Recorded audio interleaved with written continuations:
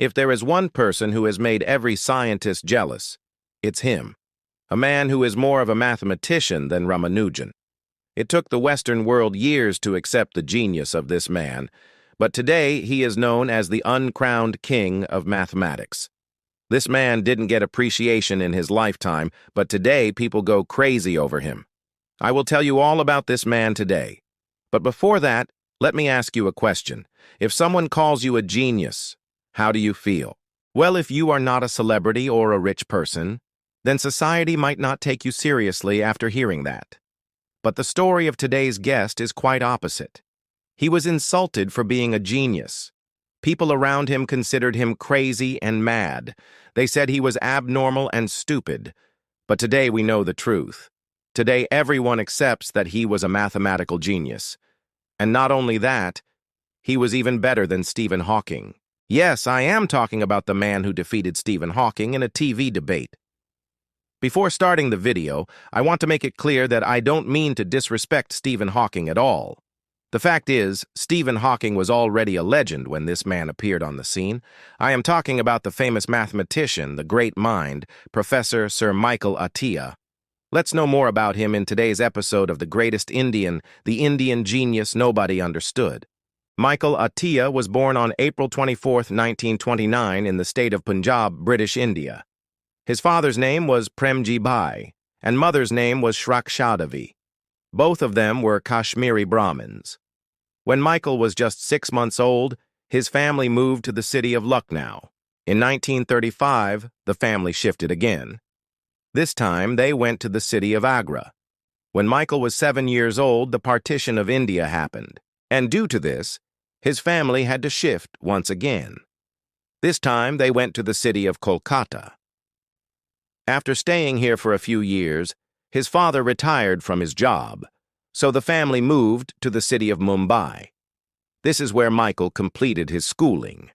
In 1948, Michael got admission in the prestigious Doon School. In 1950, he got a scholarship to study at the University of Cambridge.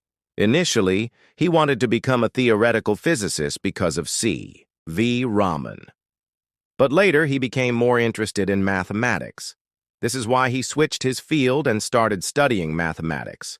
Michael received his PhD degree from Cambridge University in 1955.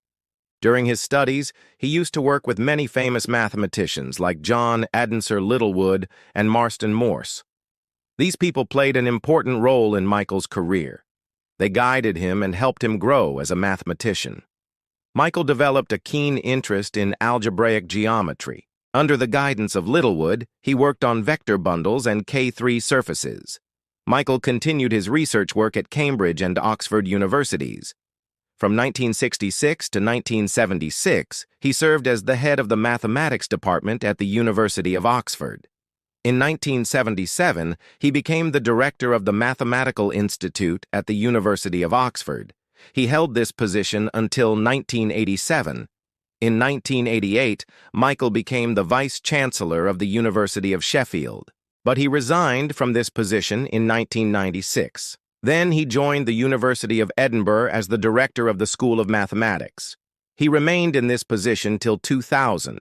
Michael also served as the president of the London Mathematical Society.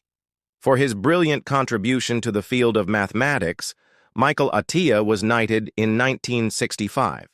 He was awarded the title of Commander of the Order of the British Empire in 1973.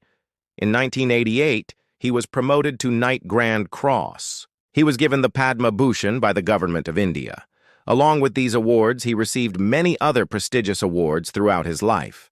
But the most interesting thing about Michael Atiyah is that he was also the only mathematician who defeated Stephen Hawking in a TV debate. Can you believe it? This is true. You must be wondering, how did he defeat Stephen Hawking? Well, let me tell you. In 1991, BBC aired a documentary based on string theory. The full name of the documentary was The Elegant Universe. The main objective of this documentary was to explain the concept of string theory to common people. The credit for making this documentary goes to Brian John Cox and Stephen Hawking. Hawking and John Cox explained the theory very well. They presented it in such a way that even a layman could understand it. After watching this documentary, Michael Atiyah went on a tour of America. On this tour, he delivered many lectures and interviews. In one of his interviews, Michael expressed his opinion about the string theory. He said the theory is too complicated. He also criticized the method of explaining the theory. When Stephen Hawking came to know about these statements, he challenged Michael to a live debate. Hawking thought that Michael was just gaining publicity by criticizing string theory. That's why he challenged him for a debate. But little did he know that Michael was a tough nut to crack. This debate was watched by millions of people. The topic of the debate was string theory. Hawking argued in favor of string theory, while Michael Atiyah opposed it. Michael spoke so well that he managed to convince the audience. He proved that string theory cannot be applied to solve real-world problems. On the other hand, Stephen Hawking was unable to defend the theory properly.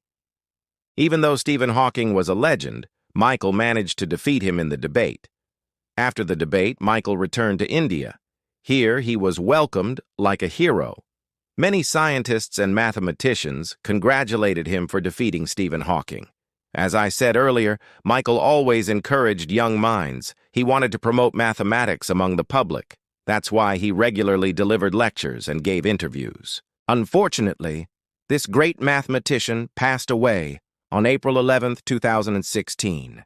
He was suffering from a rare form of cancer, mantle cell lymphoma.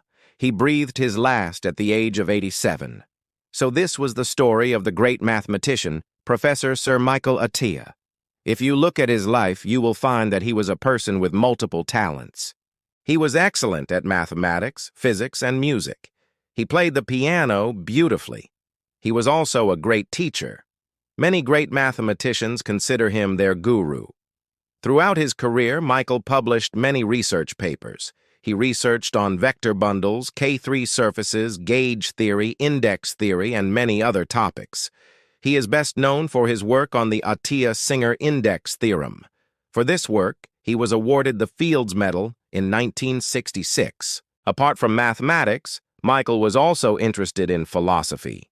He believed that God created the universe according to a plan, and everything in the universe follows that plan. Michael says God is a mathematician. He knows the exact number of stars in the sky and the exact number of atoms on Earth. So this was the story of the great Indian mathematician, Professor Sir Michael Atiyah. If you like his story, please hit the like button and share this video with your friends. If you haven't subscribed yet, what are you waiting for? Please subscribe and press the bell icon to never miss out on any new videos. Thank you for watching. See you soon in a new video.